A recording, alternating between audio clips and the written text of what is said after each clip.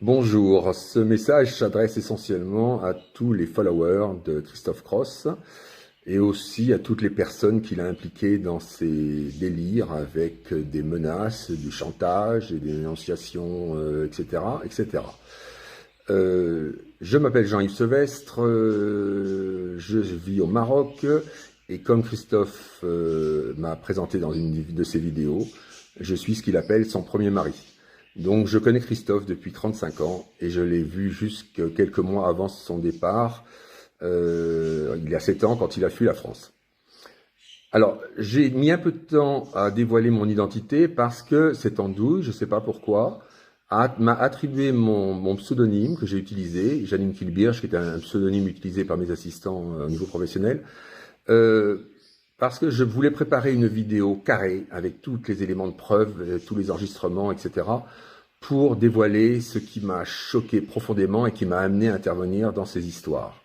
Parce que moi, je ne suivais plus Christophe depuis des années, depuis qu'il était devenu complotiste, puis prophétique, puis le chef des apôtres de l'Antéchrist, et j'en passe. Donc, Christophe m'a appelé il y a à peu près un mois pour me demander de lui prêter 5 000 euros. Il en avait besoin, un besoin urgent, il fallait que je le fasse en 3-4 jours. Et dans la conversation, il m'expliquait que c'était pour créer une fondation dans laquelle il allait être associé. Et je l'écoutais attentivement parce que moi-même j'ai un projet de fondation au Maroc. Et mais par contre, après, il est parti en me disant, de toute façon, comme garantie, tu sais, t'inquiète pas, tu me connais, je vais rentrer beaucoup d'argent, et en particulier pour l'héritage de mon père. Alors là, j'étais un peu choqué. Enfin, j'aurais pas eu de raison d'être au courant du décès de son père, mais c'est un homme que j'ai bien connu à l'époque, quand j'étais avec Christophe, et que je respectais beaucoup. Mais là, ça s'est pas arrêté là. C'est qu'il m'explique que c'était un faux assassinat orchestré par sa belle-mère, la deuxième femme d'André Cross, avec le compagnon de sa sœur, avec un expert comptable, et j'en passe. Qu'ils avaient fait des faux actes d'essai, etc., etc. Mais c'était tellement ahurissant comme histoire que j'ai dit là, je peux pas laisser passer. Et comme j'ai encore des contacts avec un certain nombre de gens, j'ai pu me rapprocher de proches de Christophe, entre autres en appelant la société Audition et Conseil, qui est la société d'André Cross qu'il a vendue à ses salariés il y a 12 ans, et qui m'ont confirmé qu'ils l'avaient vu il y a moins de 2 mois en pleine forme, etc., etc. Et après, j'ai une autre confirmation, bien sûr. Et après, bon, ça a été confirmé par la famille. Donc, comment inventer la mort de son propre père? Ça m'a excessivement choqué. Tout ça pour me dire, je pourrais te rembourser tes 5 000 euros. J'ai vu que j'avais affaire à un mythomane, non seulement un mythomane, mais à quelqu'un qui est en train de déjanter, quoi. Et je lui ai même pas dit, hein, je lui ai simplement dit, oui, ben envoie-moi tes projets, tes statuts, etc. Et je vais regarder et je te tiens au courant rapidement. Comme rien n'arrivait, c'est moi qui l'ai relancé, je lui ai dit j'ai toujours rien reçu. Il m'a envoyé une vidéo qu'il avait publiée sur sa chaîne YouTube que j'avais même pas été voir, qui s'appelait Les Fondations de la Fondation, vous pouvez la lire, elle est toujours en ligne, l'écouter, excusez-moi. Et je lui ai fait une critique de sa vidéo, parce que Christophe, quand je le connaissais, était un excellent communicant, il avait beaucoup de charisme. Et je l'ai trouvé mauvais, mais de mauvais dans cette vidéo. Et je lui ai dit, voilà, j'espère que c'est pas une pub, c'est pas un casting de pub, parce que tu n'es pas crédible une seconde quand tu parles de cette fondation, parce que tu montres aucune empathie pour les thèmes de celle-ci. Puis en plus, ça là d'un panier de thèmes. Tu parles des jeunes pauvres, des vieux handicapés, des animaux, la nature. Mais à aucun moment on te sent sincère dans ce que tu dis. Et voilà. Et t'as pas du tout aimé mon message que je publierai un jour par WhatsApp, qui n'était pas agressif du tout. Et à partir de là, tu t'es déchaîné.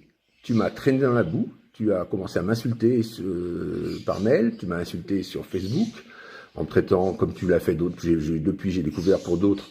T'aimes beaucoup de traiter les gens de pédophiles. De gros cons, de je ne sais pas, de capitalistes. Oui, j'ai réussi au niveau entrepreneurial et je suis plutôt à l'aise financièrement, on va dire ça comme ça.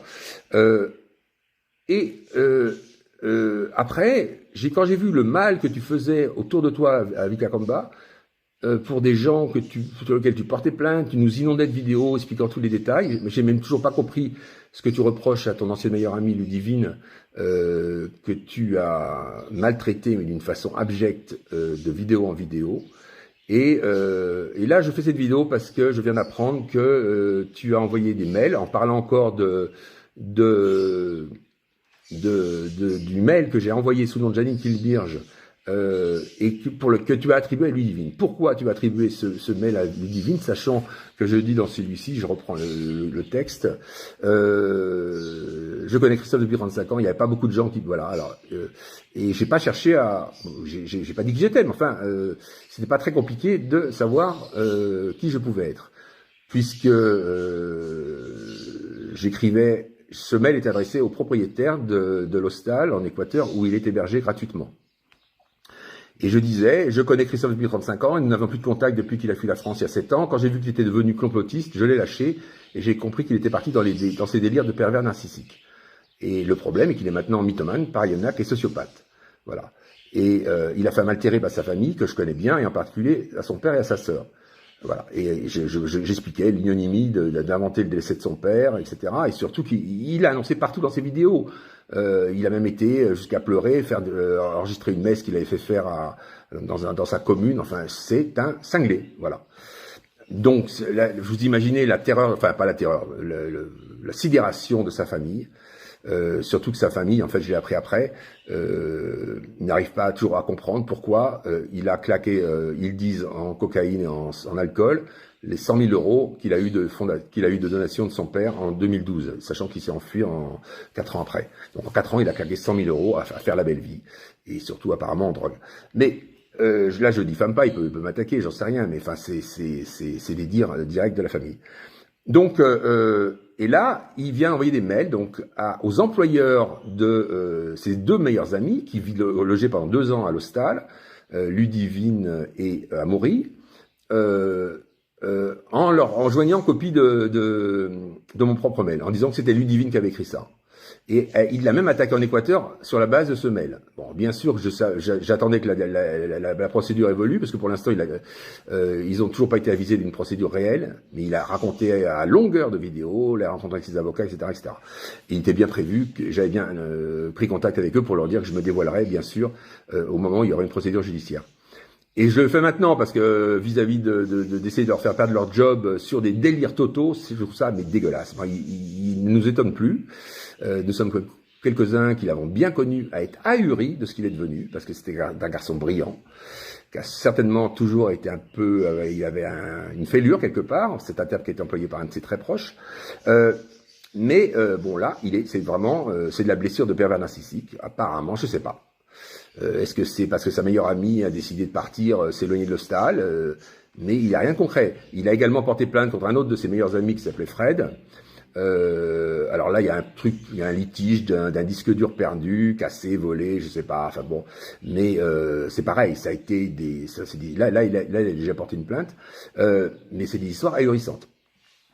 Alors voilà, donc maintenant je suis dévoilé, Janine Kilbirge n'est pas Ludivine, c'est Jean-Yves Sevestre. Et en fait, j'avais créé, j'ai utilisé cette chaîne YouTube parce que je préparais une vidéo dans laquelle je voulais expliquer, mais en détail, avec toutes les preuves que son père était vivant. Aussi par ailleurs, la grande affabulation qu'il est l'ami de maître Alain Jakubowicz, qui est un très grand pénaliste français. Et tout ça, c'est bidon. Voilà. Et il essaie d'impressionner, mais comme fait un mytho narcissique. Et donc j'attendais les derniers éléments, et ça devait arriver dans quelques jours, pour faire cette vidéo où j'aurais étalé au grand jour que ce type, aujourd'hui, son intelligence elle est partie en vrille, elle ne sert plus qu'à faire du mal, et c'est assez triste. Mais j'ai un des amis psychiatres qui était mon ami, qui le connaît bien, qui m'a dit « Jean-Yves, tu n'arriveras jamais à le remettre dans le droit chemin. C'est un pervers narcissique en rupture, il y aura pas de retour, il n'aura plus jamais de rapports sociaux normaux, donc n'essaie pas de le raisonner, tu n'y arriveras pas. » Donc simplement, je me sens un peu solidaire des gens qui l'emmerdent, et qui traumatisent, et qui l'insultent, qui diffament bien sûr dans son village, qui est un petit village de 600 habitants. Il a foutu un bordel terrible là-bas. Et ils ont pris des avocats, je suis solidaire d'eux, et j'avais aucune raison de revenir dans la vie de Christophe, hein.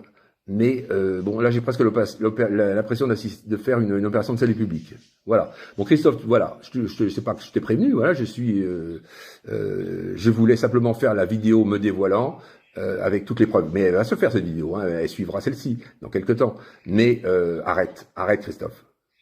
Je sais que tu n'as aucun respect pour ce qu'on a vécu, tu n'as aucun respect pour l'amitié de qui que ce soit d'ailleurs. À partir du moment où un ami s'est détaché de toi, c'est devenu un cinglé ou un salaud ou ce que tu veux. Voilà, le pervers narcissique abandonné, classique.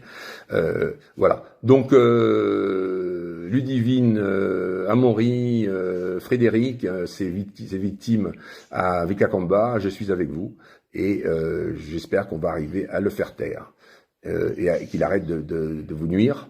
Parce qu'il n'y en a aucune raison. Voilà, j'espère que vous m'avez compris. C'est la première fois que je fais une vidéo sur YouTube. J'ai pas l'intention de devenir un YouTuber comme la plupart d'entre vous, mais j'aurais pourtant des choses à dire sur beaucoup de choses. Mais on va en rester là. Merci. Moi, il est